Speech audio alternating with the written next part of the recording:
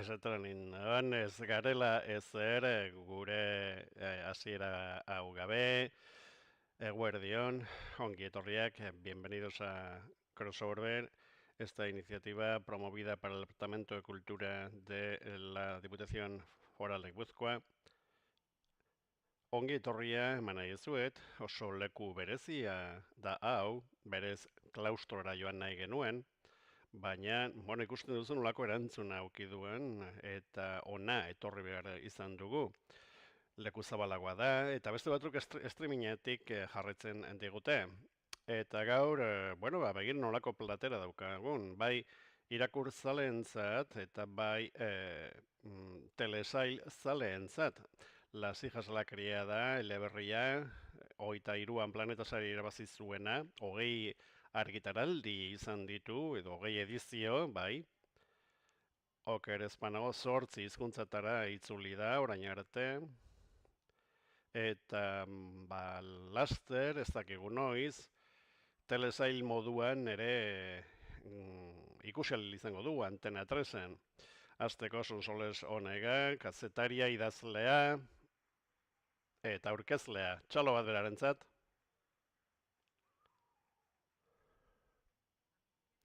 Ezkerretara, Diego del Pozo, A3 Mediako fikzio kudeatzailea, beste txalo bat, mesedez. Beste aldean Irene Rodríguez, gidoilaria, dramaturga eta gidoi koordinatzailea. Eta bere ondoan Mennafite zuzendaria Alejo Plarekin batera telesail honetako gidoilari eta zuzendaria ere bai. Eta hainbat serieren egilea ere badena, besteak beste Marli. Galdera asko dauzkagu egiteko, baina, bueno, saiatuko era, bueno, modu arinean ibiltzen, lasai, patxadaz, baina, eta badigorekin hasiko gara, zu kudeaketan ibiltzen zara fikzioarekin, fikzio kudeatzailea, beraz, bueno, historiak bilatzen dituzu, radar, fin bat eduki behar duzu, jakiteko zer izan daitekeen jendea harrapatu dezakena, lehen ikusiko maitasuna izan zen,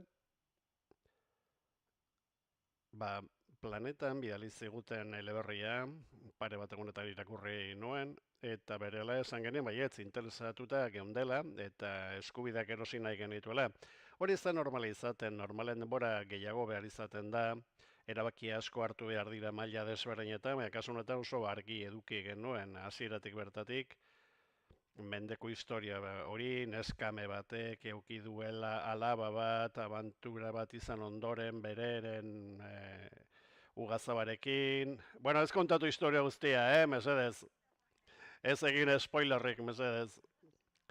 Bueno, bai, enpresaren ikuspegitik begiratuta, esan dezaket, bueno, planetatik, baietza, eman zigutenetik, argi genuen, adaptazioa egiteko oso pertsona egokiak ziela, La Cocina Gastamarrekin ibili ginen, beraiekin elkarlanean, eta, bueno, 3 arau edo eman genizkien, beira, batetik, askatasun sortzailea, edo sortzeko askatasuna, badakigu nolako potentziala duen, baina zuek egin proposamen bat. Eta, bueno, jaso genuenean, esan beharra daukat, meritu handia Irenek duela, proposamena jaso eta ikaragarri gustatu zitzaigun, eta hurrengo pausoa, garapen prozesua martxan jartzea izan zen. Normalean biblia bat egiten da, trama guztien garapenarekin, 8 ataletan, eta lehen kapituluaren gidoia izugarri gustatu zitzaigun, eta emaitza da, errodaje prozesuan gaudela. Ez dakigu noiz estrenatuko den, oraindik hilabete batzuk falta dira, baina aurkezten hasi gaitezke. Eta beretan zoriontsua gara horregatik. Bai, eta crossover ere bai, eta publiko ere bai. Sonsoles zer sentitzen duzu? Eleberri bat idazten duzu, izugarrizko arrakasta du, eta gainera telesail bat bihurtzen dizute. Noiz proposatu zizuten eta nola hartu zenuen albistea? Begira, orain enteratzen ari naiz, pixka bat, nik ez nekizkien gauza batzuk, adibidez Diego da usaina duena, nik beste 6 eleberri dauzkat, nahi baduzu hitz egin dezakegu. Eta nola izan zen, ba, egia esango baizut, naiz ondo gogoratzen. Esan nahi dut, garai hartan gainera promozioaren jiran nenbilen, eta orduan azaldu zen katearen interesa. Gero, egia da, produktoreak egiten duela arratsaldean Antena 3 egiten dugun berbera, ekoiztetxe berbera, eta oso harreman ona daukat beraiekin, oso jende profesionala da, arima daukate, zuk esan duzun bezala, eta fikzio lanengatik ezagutzen nuen gehiago, eta ez egunerokotasun programengatik.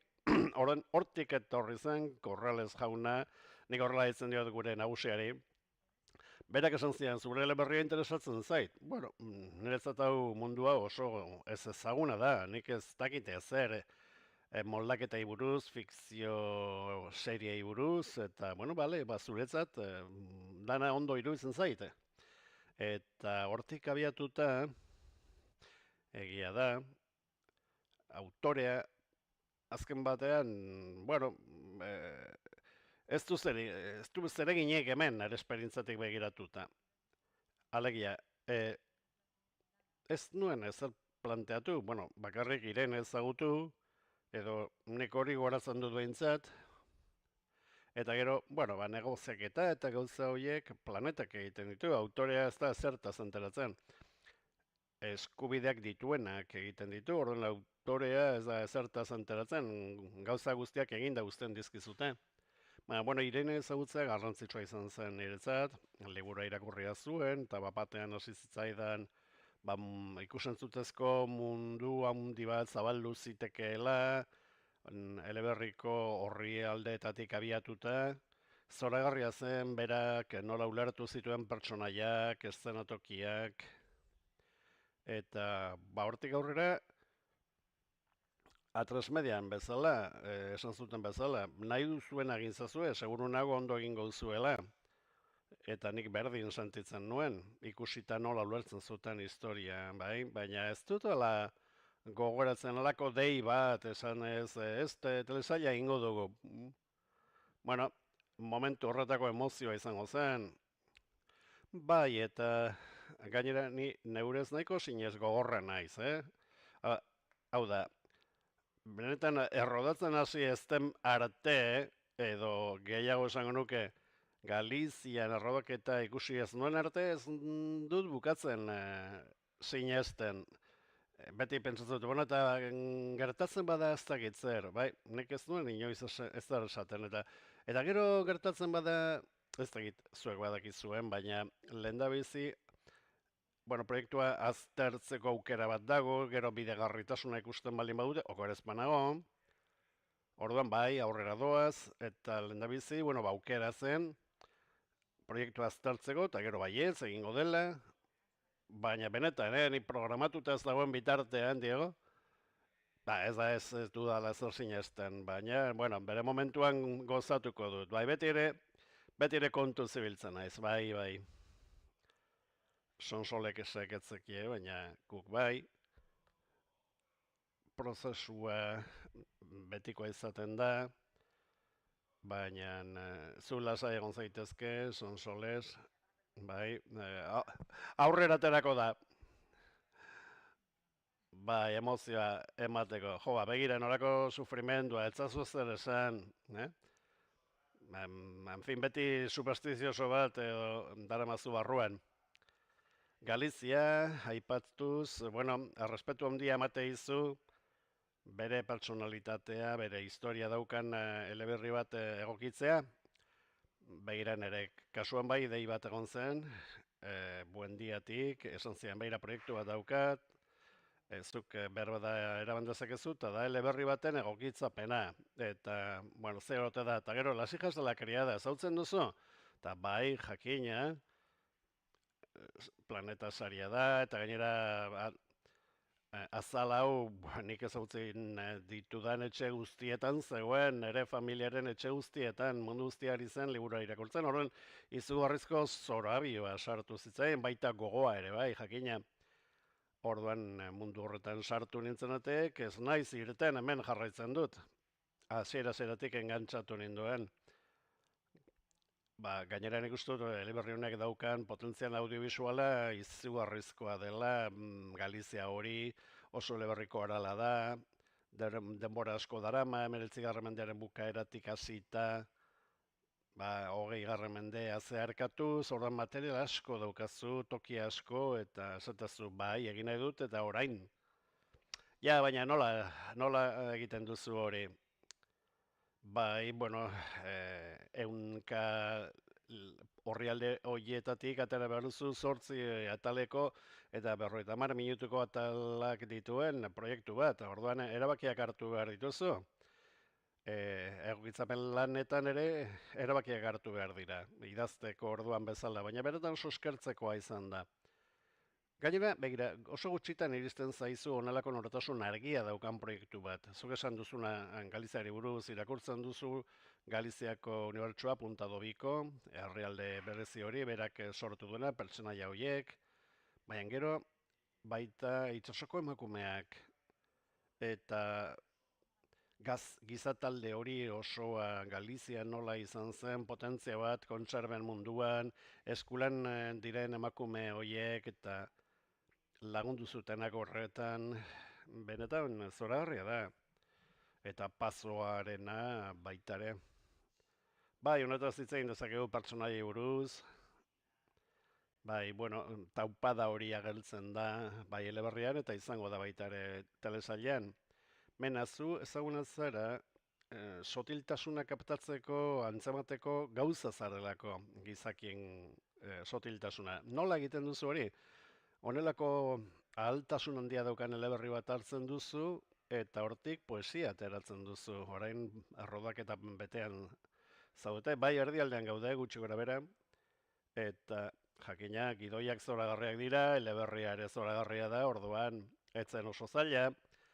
Egia da elenko zoragarria daukagula, izugarrizko lan ona egiten ari dira, kontuan hartzen ari gara xetasun guztiak eta asko hurbildu nahi dugu historiaren motibitatera.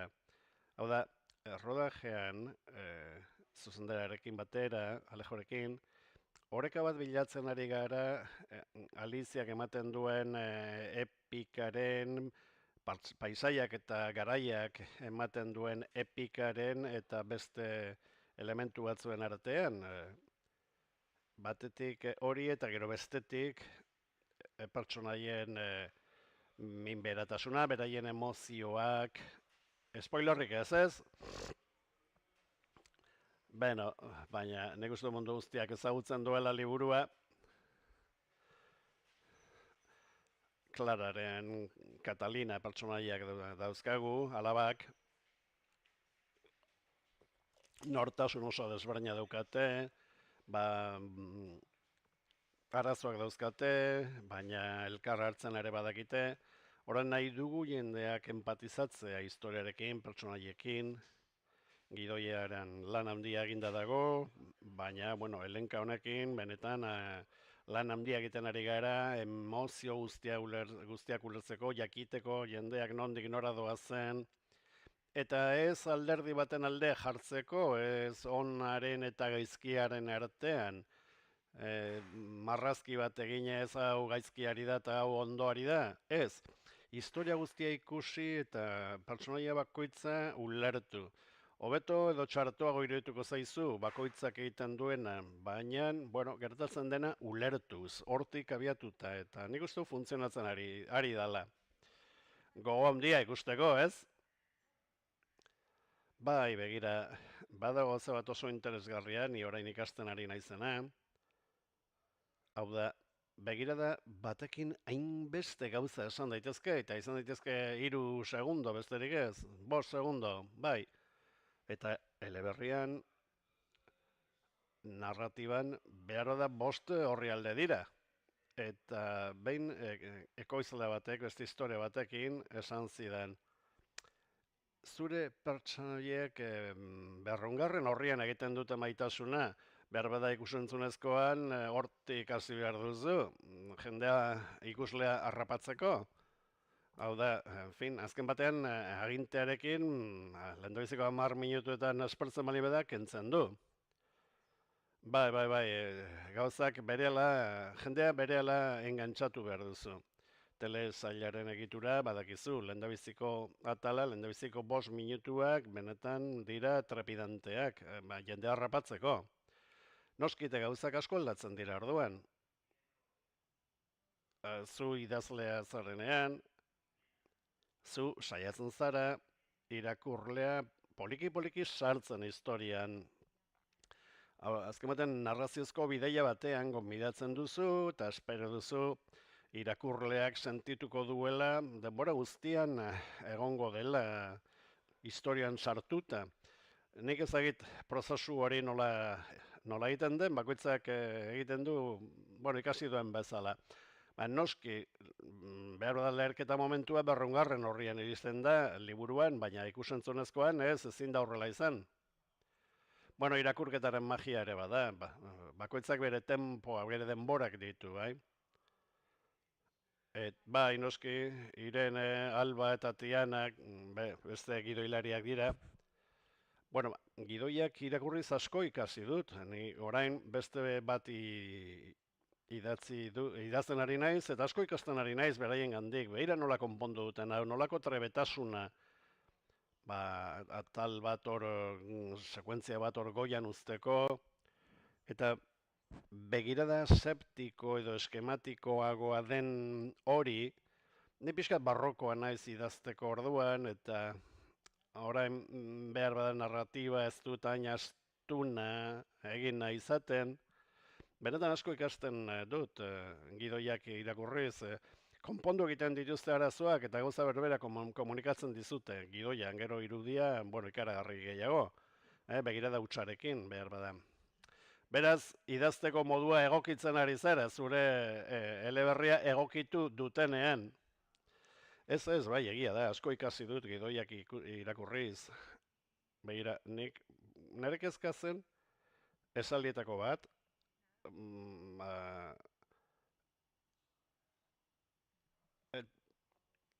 esaldi bat bakarra nahi nuen egotea, ez dizuet esango, baina egon badago. Nik gero entzun nahi dut, orain edo gero.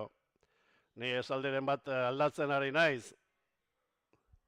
Nola aldatzen ari zara esaldiren bat, hau zer da? Hau grabatuta gelditu da, Ez, badago esaldi bat nahi eta nahi ez egon behar duena. Benetan krisi bat egon daiteke Buendia Estudiosekin, ez bada gertzen. Benetan, impresionantea da, irakurle asko etorri zaizkiela esaldi honekin.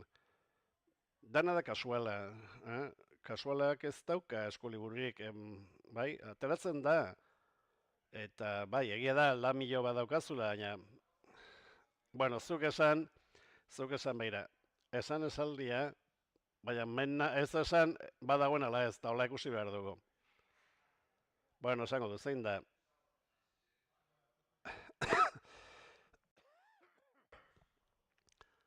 Amor y Mara y para todos.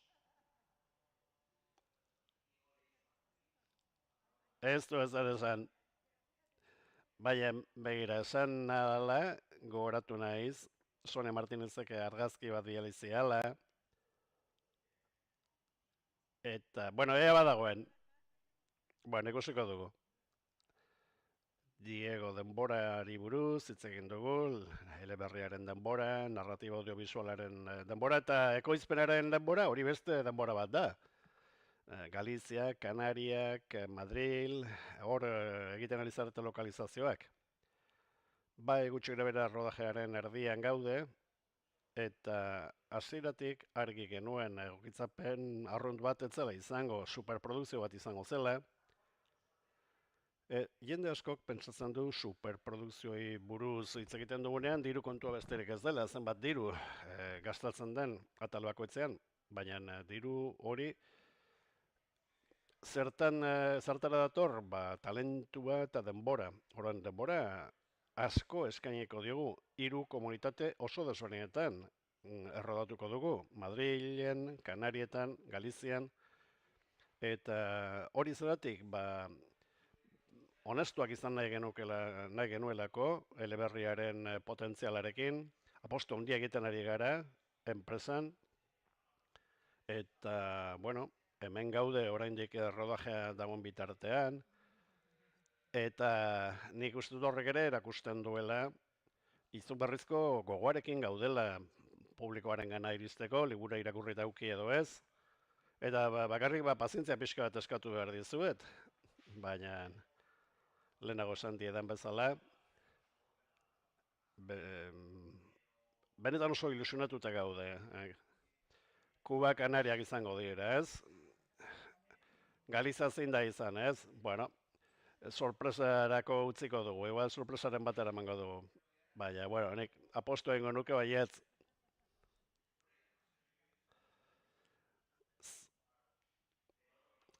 Beste galdera bat,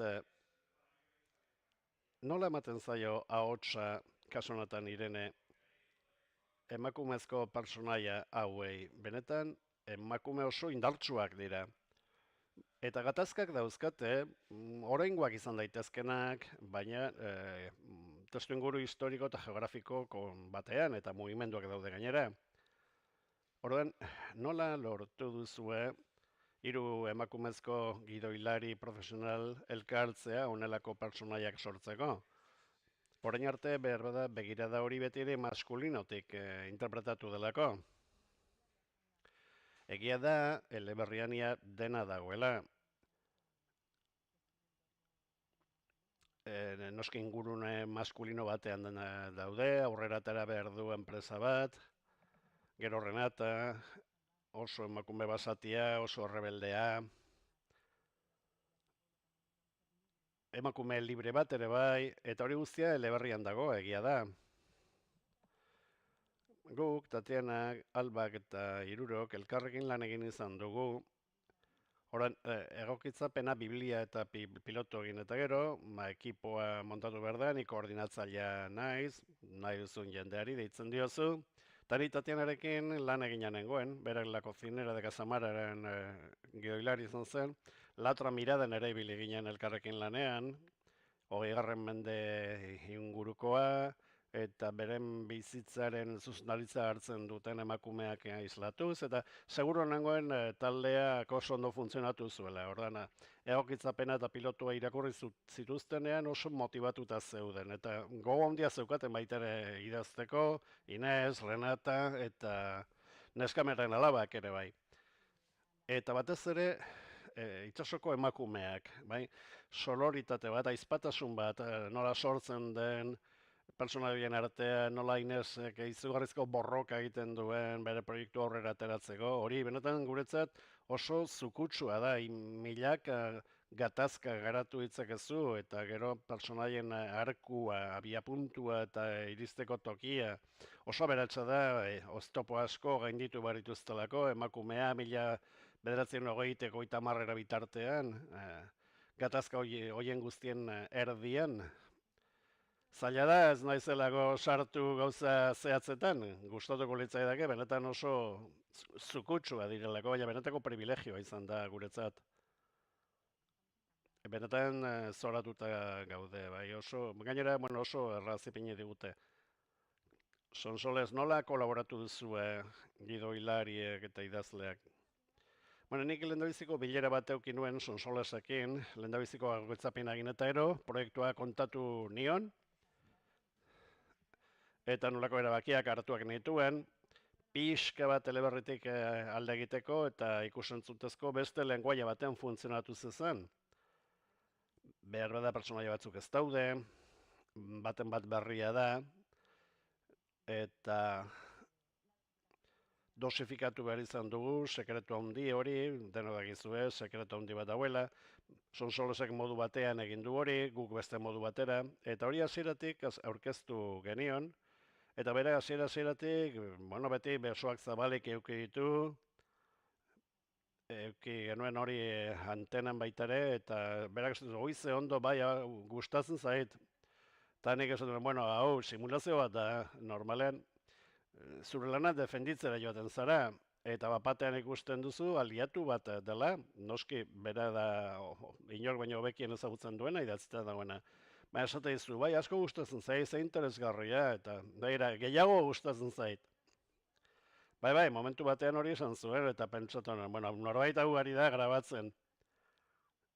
Ja, baina, begira, nik hitz egin dut beste idazle batzuekin, kasualitatea, hau da, egoitzapenak izan dituzten idazle batzuekin, nik ikusentzutezko hizkuntza edo lenguaia ulertzen dut, orduan ez dut sakrilegiotzat hartzen, bilbe aldatzen baldin bada, pertsonaia berriren bat agertzen bada, edo niri asko gustatzen zaidan zerbait sakrifikatzen bada, nik uste dut, beste lenguaia horrek bere arauak dituela, eta zuk amore ematen duzun momentuan, ondorio guztiekin ari zara, noski, hombre, egon daiteke berbada ados ikusten ez duzun zerbait, edo pertsonaien funtsa aldatzen duena, baina gainontzeko guztian, zure lana lagatzen ari zara egokitzapen baterako, orduan, bueno, autorea bere tronutik kanpora ateratzen da, nik horrela ulertzen dut. Gainera, bueno, Irenek oso ondo ulertu dute eleberria. Beraz, bueno, hurrengo proiektua beste zerbait da, ez da eleberria, eleberriak badu bere bizitza eta telsailak beste bat izango du desberdina. Eta beraiek gehiago dakite nik baino. Bai, eta konfiantza izatea, bai, zuregan nik ez dut eleberririk idazten. Gidoiak oso desberdinak dira, berak gainera bilera horretan gogoratzen dut, Sonsolese oso jakin minez betetako emakumea dela, galderasko egin zizkidan, eta nik esaten, bueno, gira zortze taldira, guk trama horizontalak batetik zortzira egiten dira, gero kapitulu bakoitzean egiten dugu, eta bere galdetzen, hori nola egiten duzue? Eta orduan azaldu, nion nola zen egitura bat, eta, bueno, berak zoratuta ikusi zuen, bilera hartatik irten nintzen egan bezala, bai? Bueno, opari bat egin ziaten lan hau eskaintzen, eta gainera autoreak oso ondo ulertzen du eta konfiantza dauka guregan. Gidoia da gida bat, mena etortzeko eta gainontzeko lantaldek beren lana egiteko. Gu gure lana egiten dugu eta berak utzi egin digu. Sonsolesek utzi egin digu gure lana egiten. Eta benetan, hemen esan nahi dut, hiruron izenen benetan eskerrik asko zuen konfiantzagatik. Bai, bueno, irakurleak bideia bikoitza egiten baldin badu, hau da, liburua irakurri eta telesailak ikusi, bueno, aldaketa horiek ezagutuko ditu eta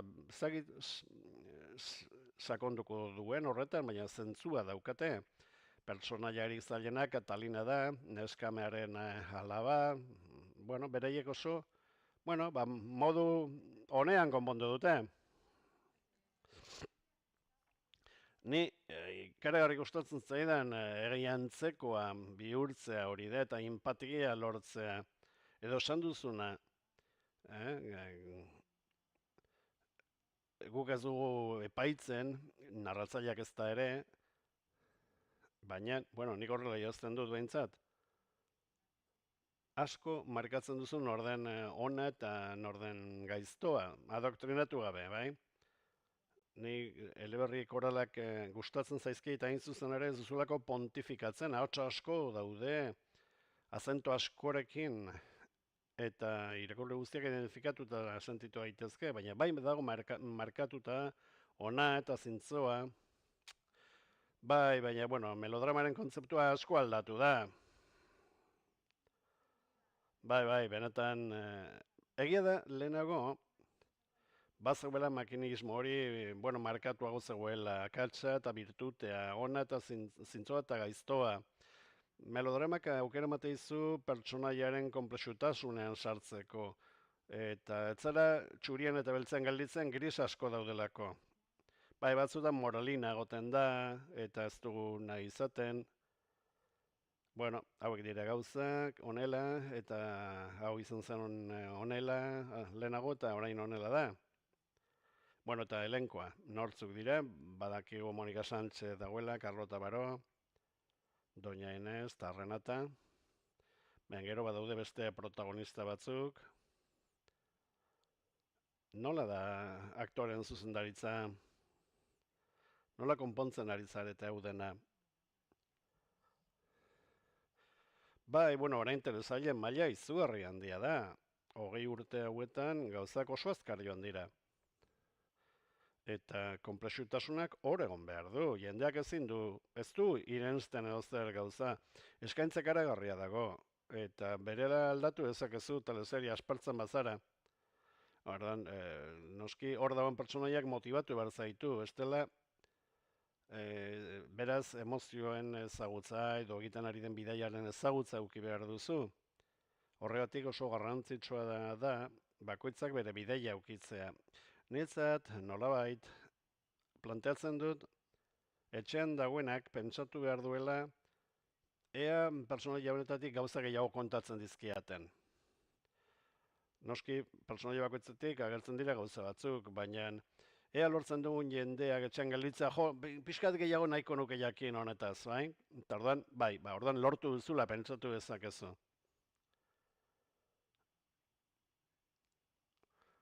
Benetan elenko zoragarri daukagu, oso ondo ari dira lanean. Eta gero lortu den interakzioa oso ona da, oso polita da. Katalinaren pertsonaia, ulertzen dut kostatu zaizula, benetan nire maitenetako bat da, egiten duen bidaia zoragarria, zinez gaitza delako, leku batean hasten da, beste bat oso desberdinean egiten bukatzen du, eta ikusten duzu gaizkia egiten duenean gaizkiagatik, edo ona egiten duenean onagatik, edo zergatik egiten duen bidaia, bai, bueno, ulertu epaitu gabe, bai. Bueno, guk hor gainean uzten dugu, eta bakoitzak partidu hartzen du, alderdi hartzen du. Bai, baina emakume gaizki tratatzen zituztenak hor geldituko dira ez. Hombre, graduak daude, Bai, gainera, bueno, gai sozialak asko lantzen dira, zer esan nahi duen, familia batean edo bestean jaiotzea, klaseen arazoa, eta, bueno, gaur egun ze garrantzi du honek denak. Claro, ikusle izateko modua ere aldatzen ari zaigu. Orduan, zuen ekipoak zerbait aukeratzen duzuenean, ikusten duzue hain sakonean. Hombre, eleberri honetan,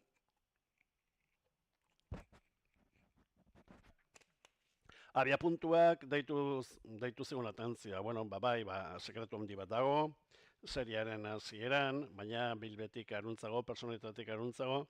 Gu batez ere baloratzen duguna dira interes gakoak deitzen direnak. Eta hor, adibidez, Irenek melodrama aipatu du. Bueno, telesailonek melodramaren tropo klasiko guztiak ditu, baina gauza berriak ere erantzten ditu. Adibidez gaio hauetan, ipintzen du fokoa, klasen diferentzia, mendearen hasieran, matxismoa, zer esango duten horrek zeukan garrantzia, oraindik ere badaude gauza horiek, baina bueno, batzuetan zientzia fikzioak aukera ematen dizula orain gertatzen diren gauzei buruz hitz egiteko, baina begirada urrun batekin, baina garaiak ere gauza berbera egiten du, ez duzu etorkizunera joan behar. Berbeda, iraganera joan behar duzu konturatzeko gauzak nola ziren une hartan, eta ea benetan aldatu garen. Nik uste teleberrian hori implizitua dagoela hasieratik bukaerara, eta horregatik erabaki genuela, tramak eta pertsonaiak oso erakargarriak izateaz gainera, azpitik bazegoela gai pilo bat, orain ere oihartzunak zituztenak eta horrek asko erakarri gintuen, eta eleberriak dituen birtuteak indartu egiten dira. Eta oraindik distira gehiago ematen diote telesailean. Sonsoles, idatzi zenuenean burutik pasatu zitzaizun egunen batean telesail bihurtuko da? Idazten duzunean inoiz ez duzu pentsatzen? Ez da planeta saria eta ez zer. Idazten hasten zarenean ez dakizu nora iritsiko zaren. Gauzak horrela dira. Idazten duzu, halako gai batekin liluratuta zaudelako, kasu honetan, duela 120 urteko emakume mundua islatu nahi nuen. Esan duzuena oso interesgarria da. Non gauden jakiteko modurik onena da iraganera begiratzea. Eta oso interesgarria da jakitea nondik gatozen, eta oso garrantzitsua da baita ere orain daukaguna baloratzeko. eta justiziaz epaitzeko orain daukaguna, eta gu baino leheneko emakume guztiak baloratzeko, zergatik gauden hemen, nola eman dezakegun botoa, nola eduki dezakegun, izan gaitezkeen enpresa baten jabe, hori orain. Eta berak esan du, ez, abiapuntua, buendian detonantea edo deitzen diotena, bueno, ba nik hori haiei entzunez ikasi dut, beira, horretaz bai goratzen naiz. Esan ziaten lehendabiziko gauza, buendian, uste sonia izan zela, fikzio burua, esan zidan, bai, detonante handia dauka, eta nik galdetu zer da hori? Eta orduan basan zian, ba, begira hori, abia puntua, bai, aldaketa bat dago, bi neska aldatzen dira, nahazten dituzte, jaio barritan, eta, bueno, ideia hori ez da nirea, nik hori kazetari lanetan kontatu nuen, hori gertatu zen Errioxan, eta konturatu ziren horretaz, ja nagusiak zirenean, hori notizia bihurtu zen, eta Telecinkon hori notizia bezala kontatu genuen, eta ikaragarri erotu zitzaidan. Beraz, ez da nire meritua ez, detonantea, ez da nirea, bai?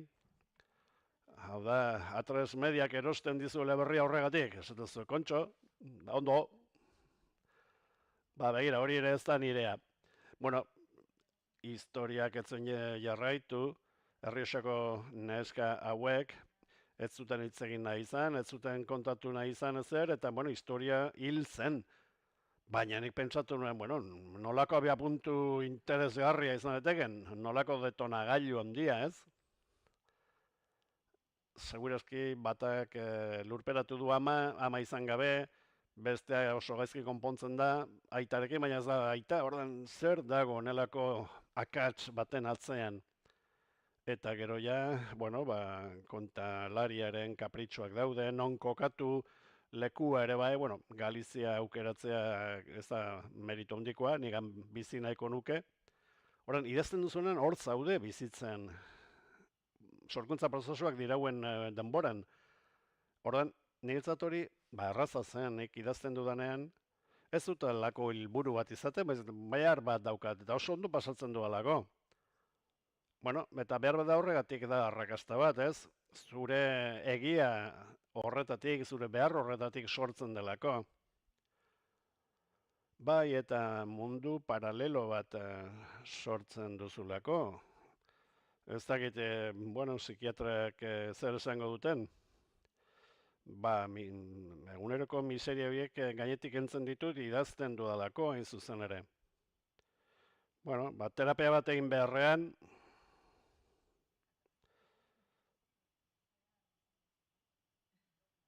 bestela ba, katuak lastantzen egongo nintzateke. Bueno, historia hauek batzutan esageratuak iruditzen zaizkigu, eta ba ez, familia guztietan egon dira sekretuak. Bueno, barkatu, Antena 3 ikusi behar duzue, y ahora son soles izeneko programa, ordan, ulertuko duzue edo zer gauza, irakurtzen duzuen edo zer gauzaren gainetik egongo dira egiatan gertatutako gauzak, ikaragarrizko historiak daude. Telebistan kontatzen ditugun historiak kontatzen baldin baditugu, liburu batean, editoriak esate dizu erotuta zaude. Beraz, puri, 6 eta 10. Bai, ikaragarrizko historiak. Errealitateak beti gainditzen du fikzioa. Bai, bueno, hori da, egia edo egiantzekotasuna, bai? Ba, batzuetan esati zute, ezin da sinestu, baina begira hori egiatan gertatu da, hori askotan gertatzen da. Ja, egiantzekotasuna, bueno, ikazetaritzan sinesgarritasuna da, eta ba, egiantzekotasuna, claro, bai, egia izan daiteke, baina kontatu diezun moduan ezin dut sinestu. Nola kontatu historio bat, benetan sinesgarria izan dadien. Nik, bai, oso interesgarria da. Bueno, eta honekin lotuta, nola lortzen ari zarete sinesgarria izatea. Ez iruditzea, bueno, leku inpostatuak direla, bueno, nolako jazkerak, nolako lokalizazioak Xetasun horiek nola zaintzen ari zarete? Bueno, ekipo teknikoak lan zoragarria egin du, batez ere arte ekipoan jazkerak egiten, edo Txotxu Grafi eta Iban Kaso argazki gintzan, beraien lana ari da lortzen hori egia bihurtzea. Hau da, ez duzu inolare sentsazioa hori disfraz bat dagoenek, impostura bat dagoenek, edo Maurok horrazkeran ematen dizkigun sotiltasunak, ez gauza txikitxoak dira, ila ez dago perfektua, baten bat lekuz kanpo dago, bai? Edo jazkera ere nola dagoen tratatua, ondatua dago, pixka bat ondatua, edo argia ere berdin, ez da perfektua, ez da eguzkiaren argi ideala, itzalak daude, halako atmosfera bat dago kea airean bezala, altzariak ere tratatuta daude, sentsazio daukazu beraz hori benetako realitatea dela, eta ez dela postal bat. Berbada, garai hartan ez zen izango, orain ikusten dugun bezala, orain daukagun begirada desberdina delako, iraganera begiratzen dugunean pentsatzen dugu iragana dagoela, eta pixka zarkituta egon behar dutela gauzak, eta ez da horrela, oreka bat bilatu behar duzu. Bueno, pixka bat zarkituta egon daiteke, baina estetikoa izan behar du. Lo que el viento se lleva bezala. Ezin zara indiferente gelditu ikusten duzunean. Edo manikiak balira bezala hor mugitzen direnak. Ordan historian sartzeko behar den azal guzti horrek funtzionatu behar du. Ez zera konturatu behar ere. Ikusleak erosi behar duzu, ikusten ari zarela. Konturatu gabe, erosten ari zarela eta gero historioan sartu. Juego de Tronesen, zuk irensten duzu dragoiak existitzen direla, eta badakizu ez, baina irensten duzu, bai? Orduan, beste maila batean, antzeko zerbait. Bueno, eta orain digitalari buruz, artizautzari buruz ere zara, detalle horiek, xetasun horiek, lehenago aipatu dituzunak. Digitalarekin ere lanean ari zarete? Bueno, digitalaren gaia, begira, irudiaren testura ere oso garrantzitsua da. Hau da, garai bat islatzen duen teleserie bat, ordan noski publikoak ez luke erosiko izugarrizko distilarekin dago, bai? Egon behar duz zine klasikoaren bereizgarria den grano hori, eta argazkian ikutu nahikoa eman behar diozu kalitate mailak mantentzeko, eta aldi berean sentsazio hori eduki behar duzu, garai bat islatzen ari zarela. Lan digitalari dagokionez, beti saiatzen gara elementu korporioetan alik eta gehien egiten. Hau da, efektu espeziala asko egiten duzunen ordenagailuarekin, Marvelen filme bat baliz bezala, bueno, beti ere konturatzen zara. Erekin hori ez dela benetakoa, edo autoa modu arraroan mugitzen da. Orduan, inbertsio handia eginda, alegin handia eginda, jazkeretan eta ibilgailuetan, lokalizazioetan, dena erreala izan da den. Eta gero noski hori makillatu beharra dago. Duela 100 urteko kaleak ez zirelako berdinak, farolak ere desberdinak ziren, edo hemen lehenago, orain kolmado bat dago, eta denda bat, eta lehenago zegoen auskalo zer, bai? Hori tapatu behar duzu noski, eta digitalki, eraikina berda aldatu behar duzu, atzean dagoena, pisuak direlako, eta, paso bat bilakatu edo mendi bat. Orduan alik eta gutxiena egiten dugu, behira nolako zoragarria. Alik eta gutxiago erabiliz, bai, beharrezkoak dira, baina gehiago dira makilatzeko, bai? hori Diegorentzat da, bai.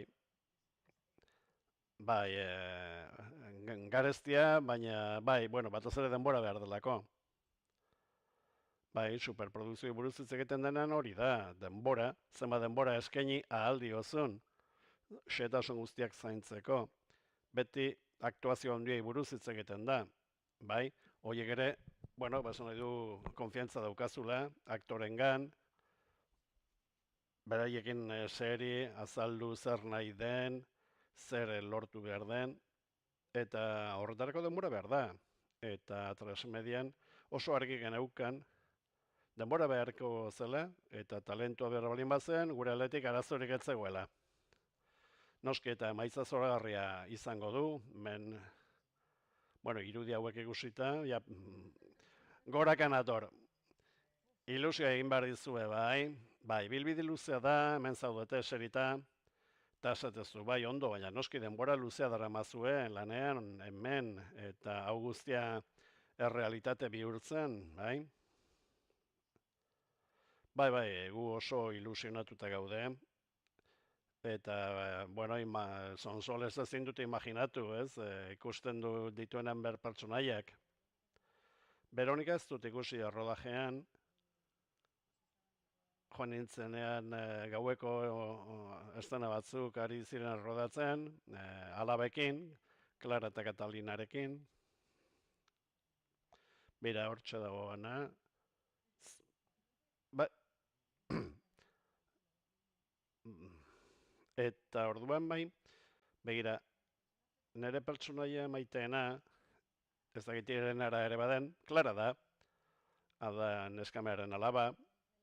Bueno, berez Andrearena da, baina neskamearekin bizi da. Pisu gehiago dauka,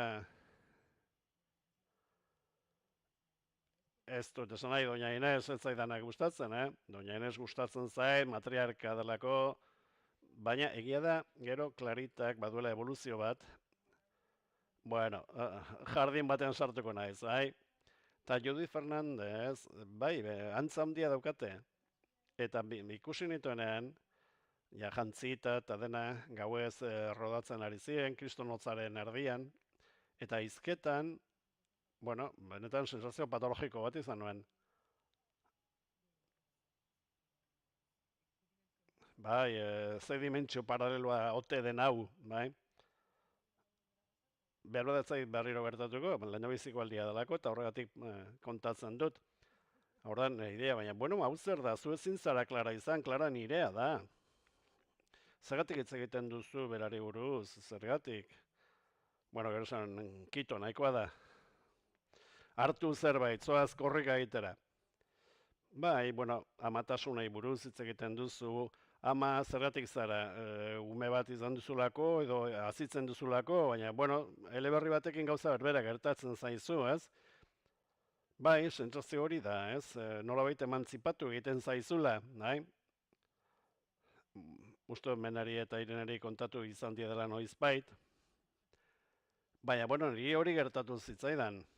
Bueno, eta publikoarentzat galderak egiteko txanda ama baino lehenago. Eta kameoarena zer, zuk esan zenuen kameo bat egin zenuela. Ez didate deitu. Ba, eskerrik asko goratzeatik, Bai, hori, bueno, aztu egin dute. Ikusten, koñazoa zenbategatik. Horan kameo noiz?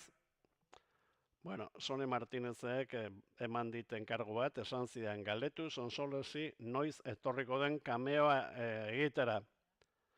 Zin egiten dizut, atzo bertan. Atzo bertan. Ba, ez diat ezer esan orain arte. Labanan da, Labanan. Bueno, ez un honego nahi duzu. Bueno, Galizian bukatu duzuenez, horro, ez? Nik uste nuen pañoleta ipiniko zeniatela, baina aristokrata nahiago duzu, ala langilea, ez, langilea, bai. Txalo bat orain ja adostu dute.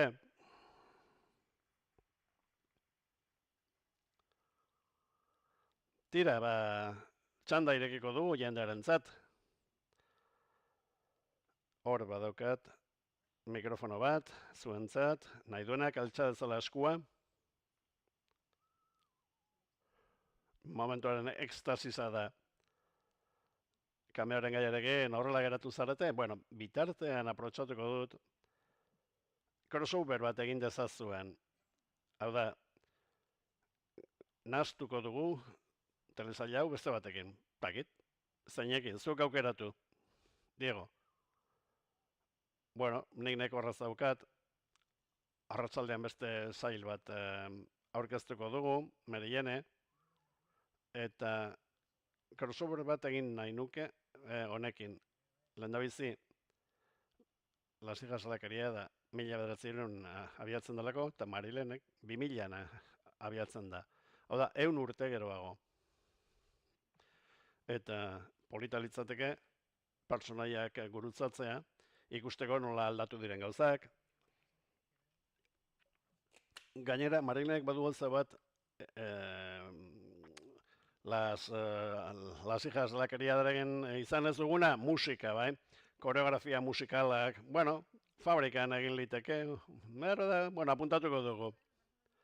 Bai, zoragarria iruditzen zait, gidoilaria bat balin badator, eta zuzendaria ere bai, bueno, hor egon daitezkain bat kantu inez, esanez, Gustabori, cuando tu vas, bai, nik ikusten badut dantza egin nahi dut, Bueno, hau gehiagi da, bueno, osagarri gehiago, venga, Menna edo Irene, Sonsoles.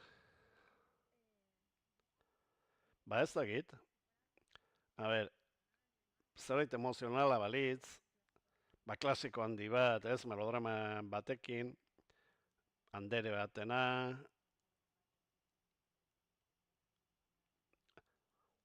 ez litzateke jolako, polita litzateke idazteko, ez? Bi emakume horiek, garai desberdina markatu dituztenak telebistan eta zinean, baina begira, adibidez, gustatuko litzaidake, eta ez dut nahi bukatzea, Las hijas de la criada, ba adibidez, eguneroko batekin egingo nuke, egunero idazteko. Bai, eguneroko idatzi, eguneroko serie bat, bai, zuen proiektuekin egindako crossoverrak gustatzen zaizkit. Bai, gauzak, bueno, poliki eginez, bi unibertsorekin, aberatsak eta pobreak, bai? Bueno, ekoizpen taldean dardarka daude. Bueno, imaginatu ezakezuen, errodajean espekulatzen ari da, bigarren denboraldi barekin. Ez da egongo. Baina, bueno, las nietas de la criada aipatzen dira, adibidez. Bueno, zerbait egin genezake, Bai, gustatzen zait. Edo berodan nire novela berriarekin, guruzatu, Ba, denboragatik eta giroagatik.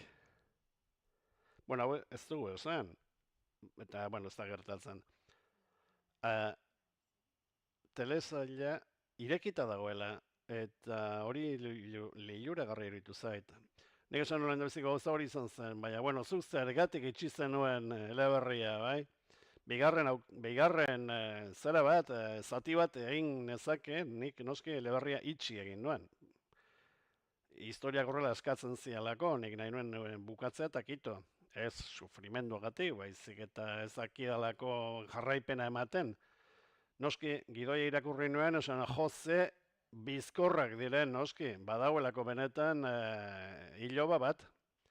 Eta hurrengoan zabalik utzi baruzu, noski hori ikasi dut, bai? Eleberritik pantailara, pantailatik eleberrira. Bai, bueno, purik esan zian. Zergatik bukatzen da horrela, ba, bigarren zati bat dagoelako, hori ikasi dut, irekita uzten da, eta, bueno, friboloak izan gabe, historiaren baitan dago, beraiek induten ikusentzunezko lana horrela egin dute, irekita uzteko, niri alderantziz eskatzen zidan itxita uzteko. Proiektua ezin duzu prostituitu, ez palin badu gehiago ematen, nirekin ez kontatu. Baina, bueno, posibilitate baldin badago, utzi, zabalik ez itxi, ez da ez gertatzen, gero ikusiko dugu, baina, bueno, telesailean ikusten dut oso ondo asmatu dutela. Benetan rollo oso ona ematen duzu, Ez da ohikoa izaten, lanbide ezberdinetako personak elkartzea, bakoitzak bere erronkekin, eta ikustea, bueno, oso larrokatuta zaudetela. Eta, bueno, noski honek arrakasta usaina dauka. Bueno, badago galderaren bat? Hor badago norbait, ez? Aber, pixkat altxatu gehiago, besoa.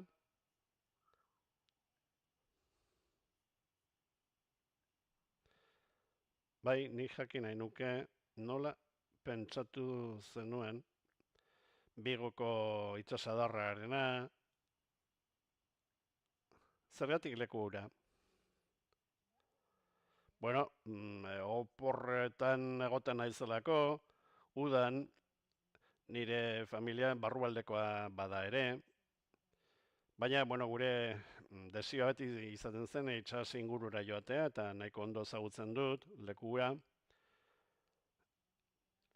Literaturarako oso aukerakoa iruditzen zitzaidan, eta Masoko moila, bueno, izan zitekeen, berez ez da, baina gero Las Lumbrante ikusten dugunean, ezagutuko du leku bat ez dela batere normala kontserba fabrika batentzat.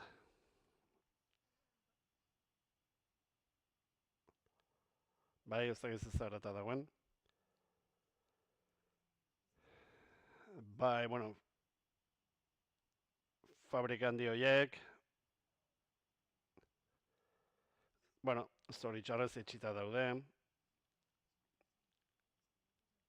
ia eskeleto arkitektonikoak dira,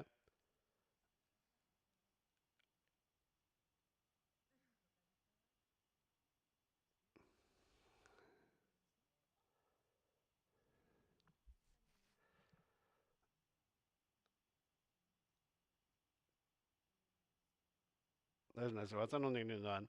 Bai, Masoko moila, egia da, familia horretan inspiratuta ote dagoen galdetu diate, eta ez, baina bai masoen tradiziotik edan dut, gutxi, bueno, herriale osoari eman zioten lana, beraien fabriketan, bueun eta kontserberen oroimena gordetzeko museo zoragarri bat daukate. Xuntako turismoarentzat ere egiten dut lan,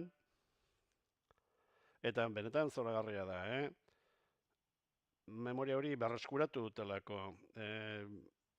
Izugarrena da, mai luze horiek emakumeak lanean, beren zapiarekin, antxoa, tuna edo denalakoa lantzen. Eta horiek dira masotarrak, eleberrien badago. Baina, bueno, aukera hori erraza da niretzat, hori nire oporlekua delako azken batean.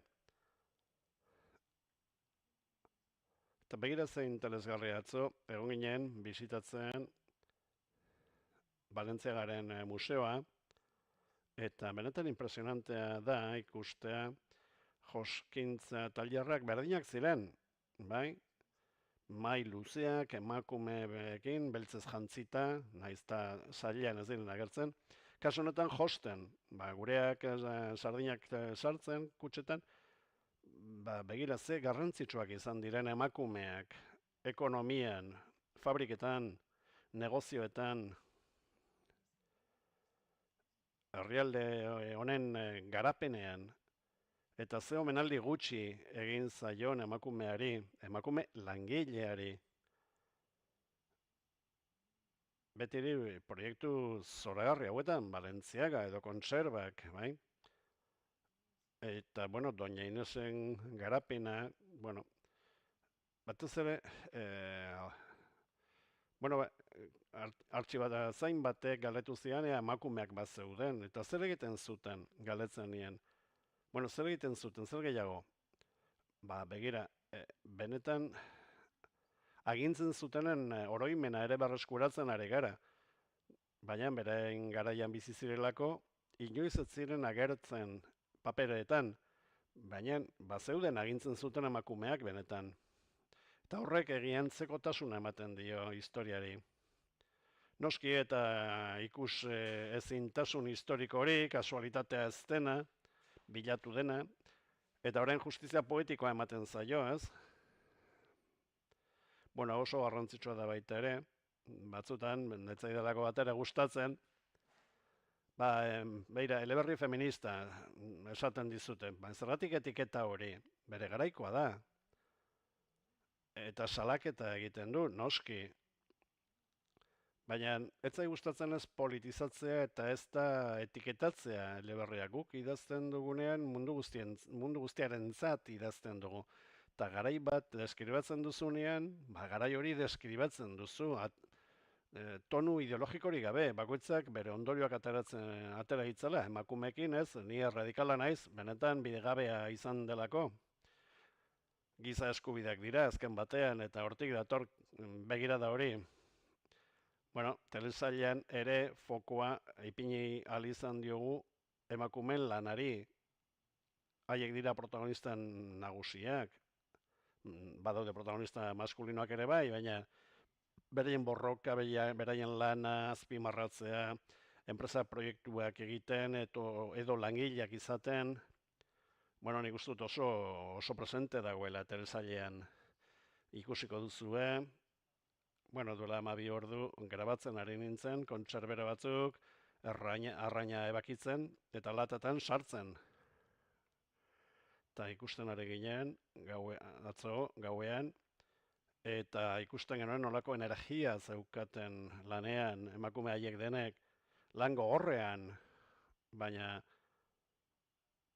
konplizitate begiradekin elkarri lagunduz, jakinik batzuk bestentzat daudela, nik uste hori oso emotiboa dela, errodatzea, eta espero dut ikusten ere izango dela. Bai, aizpatasun horri esker hemen gaude, eta hori ere azpimarratu beharra dago. Bai, bueno, eskerrak eman nahi izkizuet hemen egoteagatik, benetan errekasta handia izan da, eta, bueno, esan nahi nuke Galizeko imaginarioan, Irene jakingo duen bezala, historiak hauek gertatu egin dira, enpresario kontserbero batzuk, neskameak zeuzkatenak etxean, eta noski, seme alaba sasiko asko daudela. Gure familian, amona bat egon zen kontserberan, lanean eta urdun gelditu zen. Eta izeba ere, Kolomer enpresarioen alaba sasiko bat zen. Eleberri irakurtzen hasi nintzenen, hori gustatu zitzaidan, bai? Gure familian oso presente izan dugulako mundu hori, eta hori enpresarioena, eta nire izebari gainera la kolomera deitzen genean. Apuntatu behar dugu. Ez zuen inoiz inolako privilegio horrek izan, ez zuten errekonozitu, baina bera kontatzen zigun txikitan fabrikara joaten zela, baina ez besteak bezala. Bera pixkat parte egoten zen.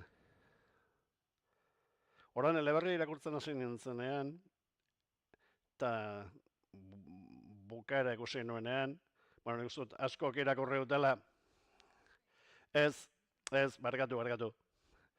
Ezkerrik asko, baina ez galdera zein da. Ez da galdera bat, gogoeta bat. Bueno, asko gustatu zaidala eleberria, eta maila antropologikoan, bueno, ez bakarrik feminismoa, beste aspektu batzuk ere lantzen ditu. Testu inguru soziala, familia.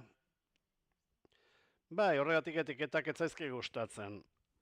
Bai, eleberrien 85 urte edo pixkat gehiago pasatzen dira, 20. mendean, eta ez da hori bakarrik. Gauza gehiago daude, orduan, simplifikatzea, bueno, ez da ona izaten, bai? Baina, bueno, izango dugu,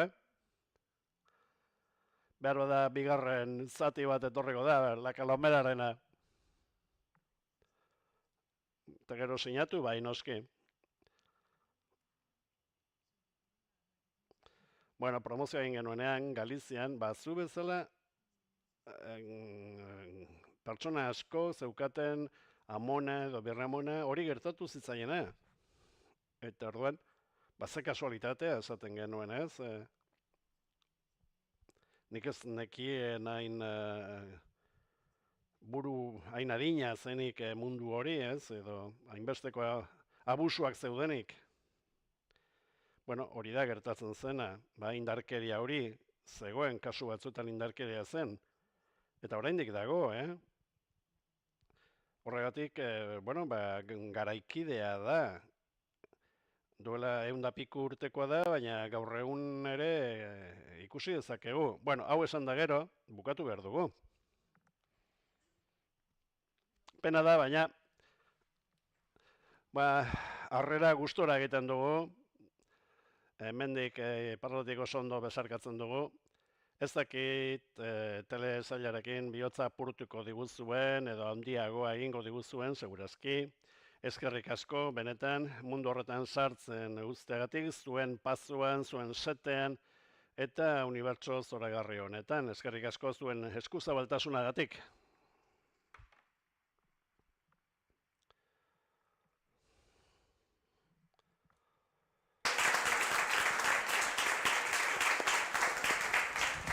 Y dicho esto, habrán visto... Eta ikusiko zenuten, galdeketa bat daukazuela, aulkian, ez da idatzi behar da. Arraskatu behar duzue, gero kutxa batean utzi, eta horrela hobekuntzarako izango da. Eskerrik asko etortzegatik. Un placer.